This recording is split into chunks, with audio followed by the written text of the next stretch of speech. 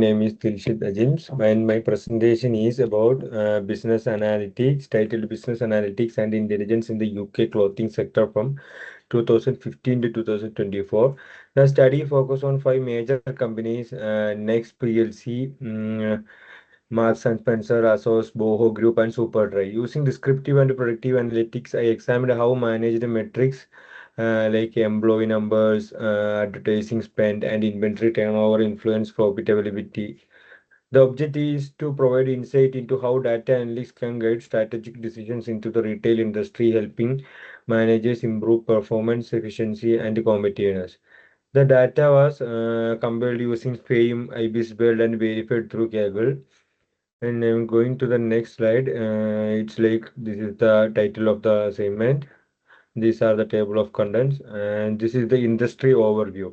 The UK clothing retail industry is a key economic contributor, valued at around 60 billion pounds and employ over half a million employees.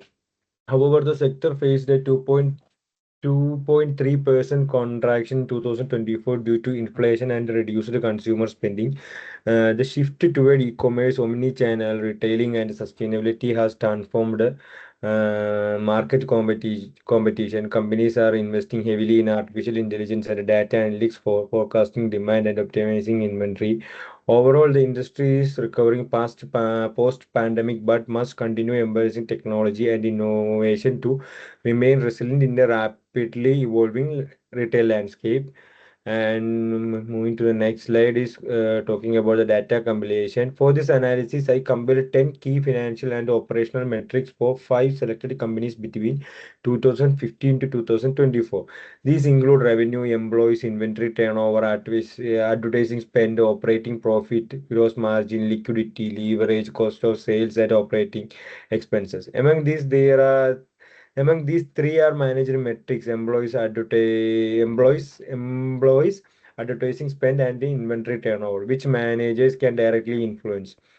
The dataset was created by combining data from IBIS World Fame and public sources like Google. It provides a strong foundation for both descriptive and predictive analytical, allowing me to identify key performance trends and profit drivers across the industry.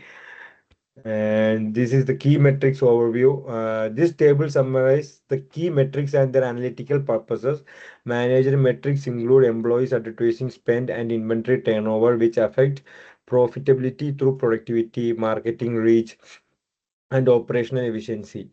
Financial metrics such as revenue and operating profit show company performance over time.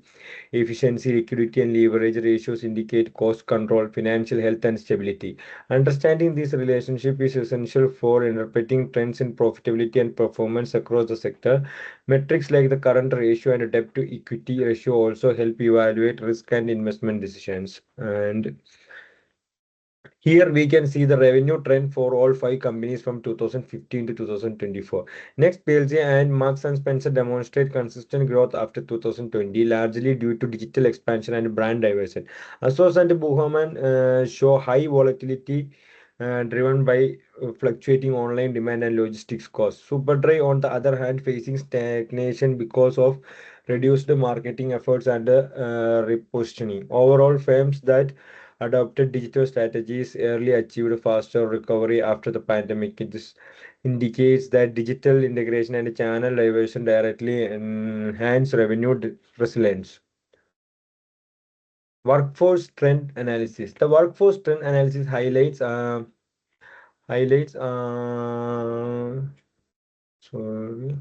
The workforce trend analysis highlights how employment patterns evolved across the five clothing retailers from 2015 to 2024.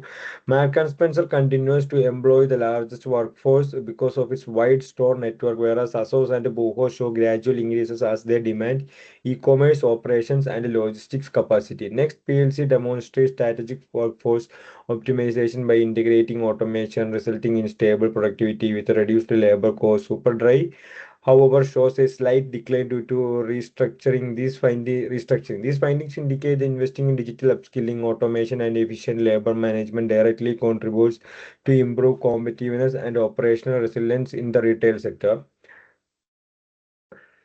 This analysis compares the advertising spend and inventory turnover ratio for all retailers in 2024. Asos and Boohoo allocate the highest budgets to digital advertising, focusing on social media campaigns and influencer partnerships. Next, PLC balance its marketing efforts effectively while maintaining strong stock control. Like that. So Superdry in contrast invests less in marketing, which correlates slower sales growth and higher unsold inventory levels. This result clearly shows that firms combining aggressive marketing and efficient inventory management achieve stronger financial performance. This is the graph of the inventory turnover. Effective dashboard plays a vital role in supporting managerial decision making in retail analytics. A well-designed dashboard combines line charts to track time-based performance and bar charts to compare companies. Tools such as AU and Power BI are used widely for visualizing sales growth, profitability, and inventory turnover in real time. For example, Inditex, the parent company of Zara, or uses an integrated data dashboard to monitor store performance and supply chain metrics globally.